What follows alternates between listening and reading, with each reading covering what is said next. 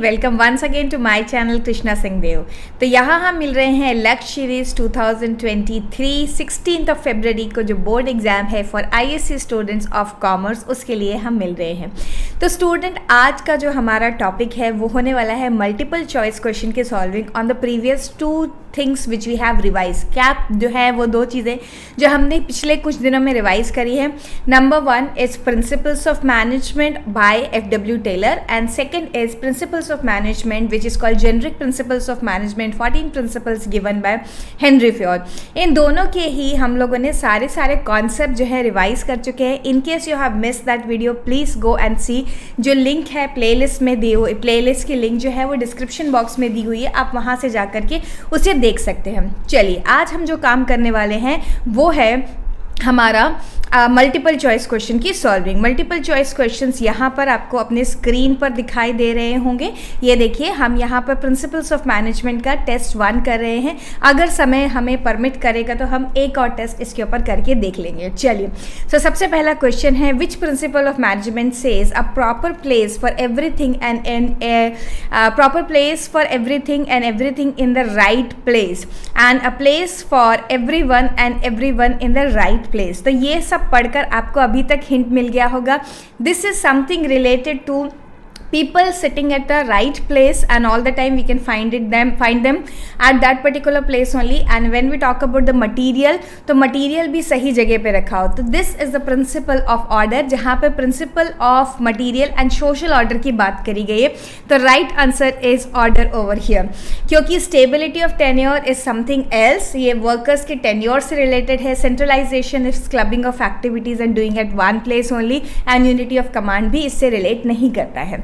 Going to the next, and this is one of the 14 principle given by Henry Ford। Going to the next one, principle of managements are not absolute and must be utilize in the light of the changing special conditions. Yes, यहाँ पर हम flexibility की बात करें। Which of the characteristic of principle of management is highlighted over here.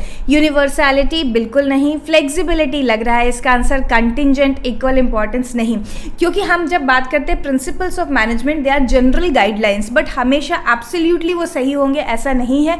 हमें क्या करना है, हमें ये कोशिश करनी है कि हम उन्हें according to the changes in the condition adopt करें, और जहां ज़रूरी हो उनको स्किप भी किया जा सकता है। और कोई नया principle of management can be made by the managers, that is by their observation and experience.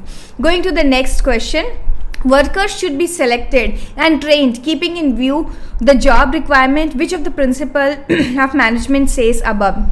तो science not the rule of thumb, no, science not the rule of thumb ये टेलर का प्रिंसिपल है, जो कि ये बोलता है हमेशा ट्रायल एंड एरर नहीं करना चाहिए, स्टैंडर्डाइजेशन ऑफ वर्क होना चाहिए। हार्मनी नॉट डिस्कार्ड वो भी नहीं है, स्टैंडर्डाइजेशन भी नहीं है। तो what is the answer for this? Scientific selection, training and development of the workers. Yes, this is the principal which talks about selection of the workers. Proper selection होना चाहिए एंड सिलेक्शन के बाद उनकी training and development पे ध्यान दिया जाना चाहिए, so that the workers become your asset. Next one, which one of the following statement is not true in reference to the need of principles of management? तो वो सारे पॉइंटर्स आपको याद करने हैं जो हमने डिस्कस किए थे प्रीवियस क्लासेस में, कि क्या ज़रूरत है प्रिंसिपल्स ऑफ मैनेजमेंट की, what is the need of principles of management. This principles provide necessary guidelines to managers. Yes, हमें ढूंढना है which is not true. Principles of management provide conceptual framework। Yes, principles of management make the thinking clearer and systematic। Yes, principles of management are absolute. Yes, this is the answer. ये true नहीं है, तो इसका मतलब ये हमारा answer है। क्यों?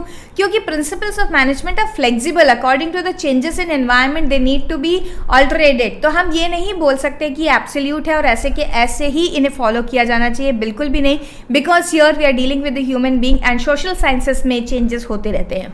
Next is, which principle of management emphasises that an organisation is bigger than the individual and interest and goals of the organization should prevail।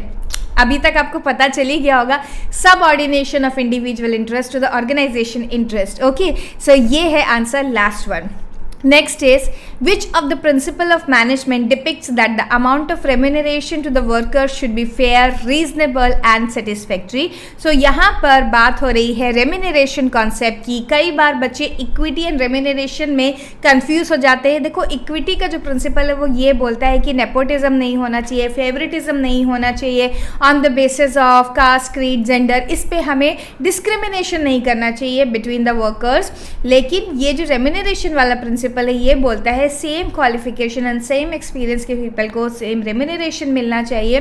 Sorry, मैंने इक्विटी का एग्जांपल दे दिया. रेम्यूनरेशन का प्रिंसिपल बोलता है फेयर एंड रीजनेबल रेम्यूनरेशन हमें मिलना चाहिए. Okay, so let's get started. Next one क्या है हमारा? नेक्स्ट वन है seventh, and seventh one says Henry Fayol has given principles of general management. कितने प्रिंसिपल दिए हैं उन्होंने? प्रिंसिपल ऑफ जनरल मैनेजमेंट के 14 principles are given by Henry Fayol. Going to the next one, who is known as the father of scientific management. तो scientific management के जो फादर हैं उनको बोला जाता है F.W. Taylor. F.W. Taylor is father of scientific management.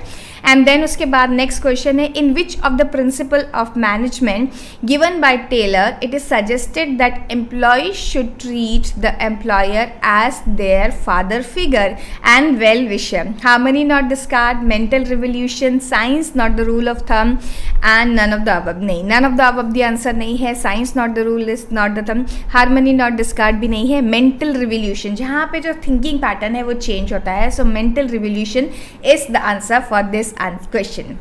Next one, which principle of management states that every subordinate should receive the orders from and accountable for only one supervisor? Unity of direction no, centralization no, unity of command is the answer for this. कि सबको एक ही मतलब span of control का भी यहाँ पे थोड़ा सा इम्प्लीकेशन है कि हर किसी को अलग अलग बॉसेस से अगर 2 बॉसेस से या अलग अलग बॉसेस से अगर कमांड मिलते रहेंगे, so they will be difficulty, confusion create होएगा.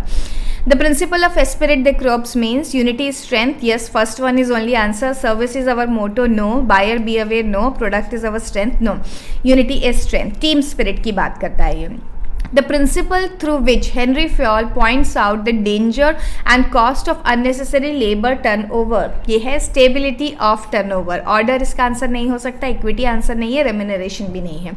Next one, the supervisor of the production department needs to communicate with the supervisor of sales department urgently to facilitate quick communication. He establishes a scalar chain, unity of command, gangplank. Scalar chain का ही एक part है, gangplank उसकी बात हो रही है. Gangplank is the answer over here.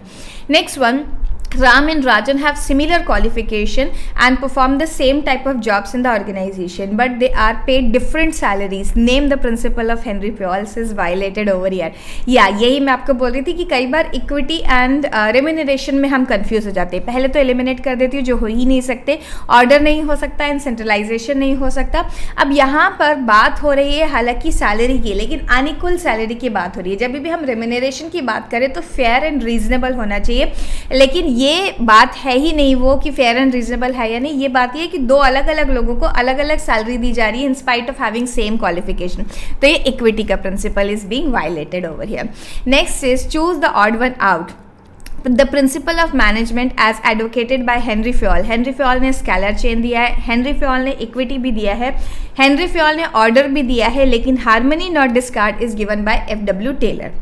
Choose the odd one out. Again, odd one out is being asked in respect of the nature of principle of management. क्या principle of management में flexibility होना चाहिए? Yes. Cause and effect relationship होना चाहिए? Yes. Contingent होना चाहिए? ये तो principle itself है. ये है हमारा answer. Science not the rule of thumb. This is one of the scientific principle of management. Next question. One of the principle of scientific management is systematized body of knowledge, specialized knowledge having code of conduct, science not the rule of thumb. Perfection through practice, no. So answer is the third one. Next is who discovered the principle of scientific management? Obviously none other than F.W. Taylor.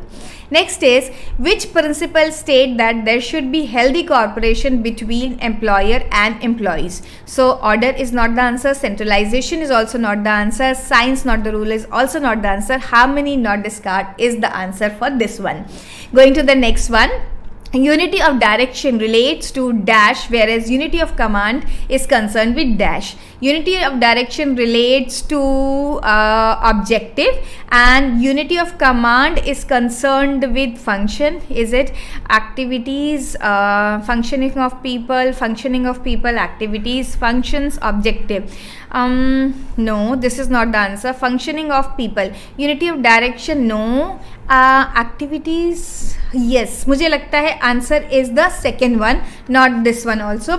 Unity of direction relates to activities. सारी activities single direction में move होनी चाहिए. And where is unity of command is concerned with the functioning of people. तो लोग जो हैं वो कैसे काम करेंगे, under one head only. Okay, this is the most appropriate answer for the 20th one. Next is not there. This was the last question students, and I hope ये आपको बहुत help कर रहा होगा. And अगर आप चाहते हैं कि आप almost all the chapters के multiple choice questions का इसी तरह से practice कर पाए, तो बहुत जल्दी हम आपके लिए लेकर आ रहे हैं one course on multiple choice question which will be available only for ₹1 to you all. And ये आप कहाँ से डाउनलोड कर सकते हैं, on my app Krishna's classes. So keep watching the videos. Very soon, within 1 or 2 days this course will be made available to all of you. Till then have a great day and bye. And yes, channel पर नए हो तो channel को subscribe करना मत भूलना, and video को like and share ज़रूर से कर लेना. हम यहाँ पर कॉमर्स की प्रिपरेशन में लगे रहेंगे जोरों शोरों से, and nothing less than 70 you have to settle on. Have a great day. Bye.